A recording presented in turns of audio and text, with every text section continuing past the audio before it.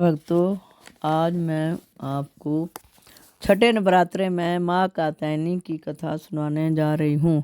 आशा है आप ध्यानपूर्वक सुनेंगे और अगर आपको मेरी वीडियो अच्छी लगी हो तो उसको लाइक करना और मेरे चैनल को सब्सक्राइब करना। जय माता कात्यायनी। सर्वमंगल मांगले सवे सर्वार्थ साधिके शरण्ये त्र्यंबके गौरी नारायणी नमोस्तुते नमोस्तुते। ब्रह्मा रूपे सदानंदे परमानंद सारूपिणी द्रुत सिद्धि प्रदे देवी नारायणी नमोस्तुते नमोस्तुते।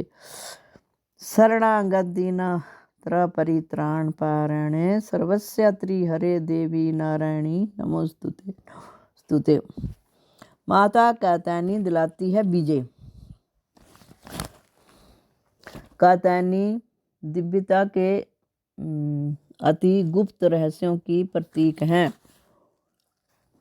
व्यक्ति का भाग्य उसके अतिरिक्त अदृश्य जगत से संचालित होता है। वह जगत तो जो अदृश्य है, हमारी इंद्रियां जिसका अनुभव नहीं कर सकती और जो हमारी कल्पना से भी परे है, वही जगत माँ कात्यायनी के प्रताप से संबंधित है। नवरात्रि के छठे दिन माँ के कात्यायनी रूप का ध्यान पूजन करने से भगत के अतिरिक्त सूक्ष्म जगत में चल रही नकारात्मकता का नाश होकर सकारात्मकता का विकास होता है।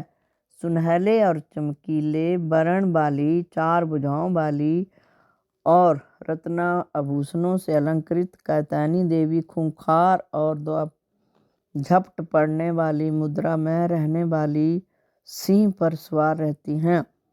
इनका आभामंडल विभिन्न देवों के तेज अंशों से मिश्रित इंद्रधनुषी छटा देता है। प्राणियों में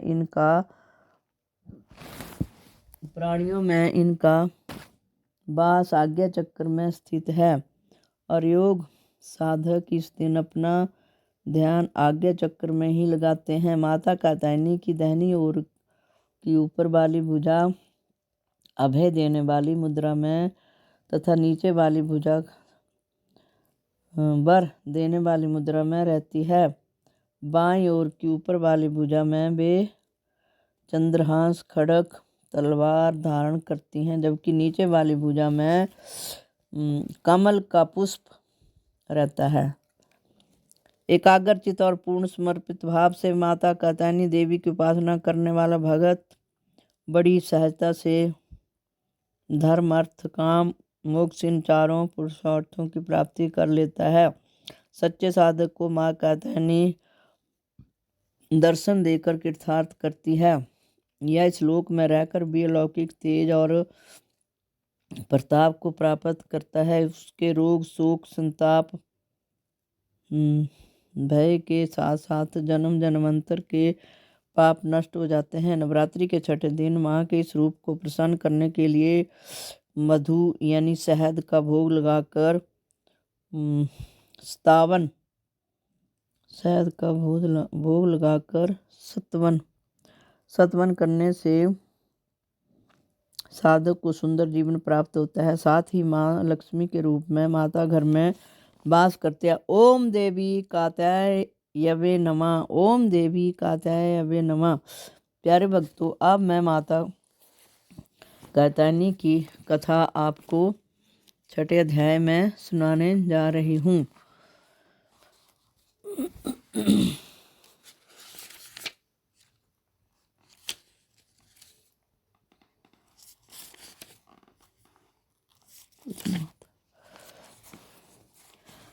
श्री दुर्गा सप्तशती छठा अध्याय। ऋषि बोले, देवी जी का इस प्रकार का वचन सुनकर दूत क्रोध से लाल होकर वहां से चला आया। आते ही दैत्यराज को विस्तार के साथ सभी बातें सुना दी।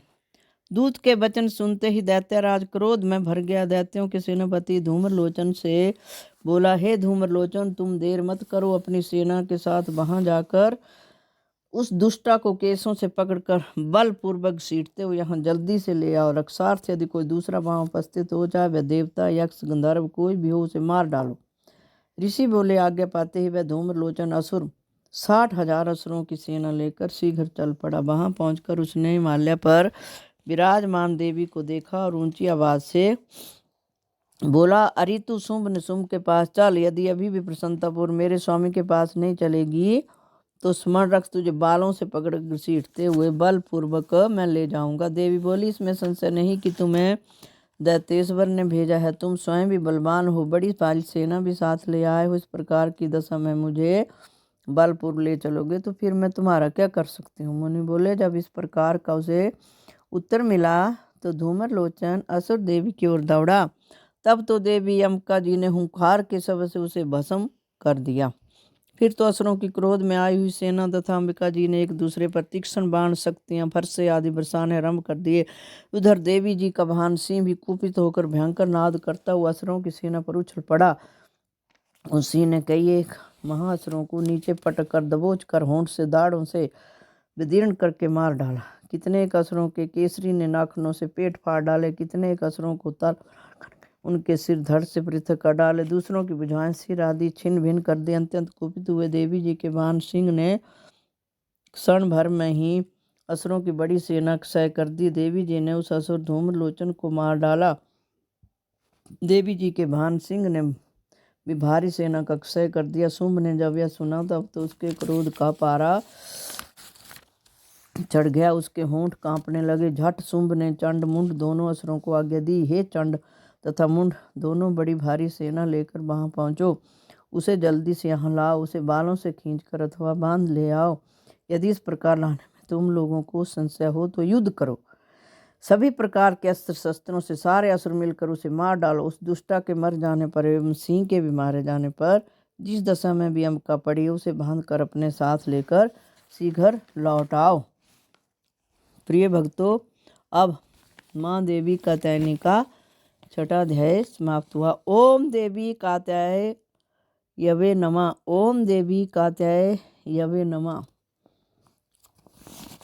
अगर आपको मेरी वीडियो अच्छी लगी हो तो कृपया इसको लाइक कीजिए और मेरे चैनल को सब्सक्राइब कीजिए। माता का छठा रूप बड़े ध्यानपूर्वक सुनकर उसका सार समझिए। ओम देवी कात्यायवे नमः।